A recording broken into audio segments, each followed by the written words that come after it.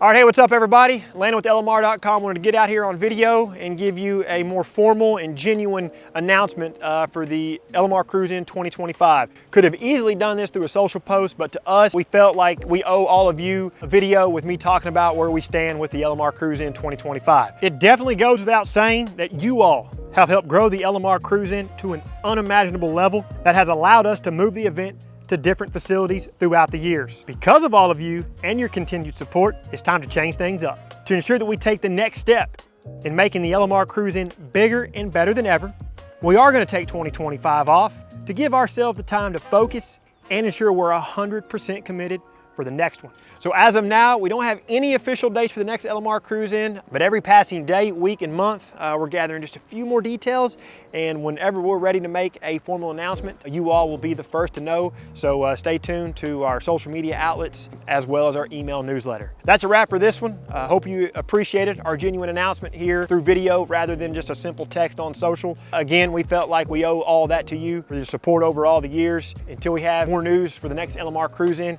keep it right here with the real enthusiasts, LMR.com.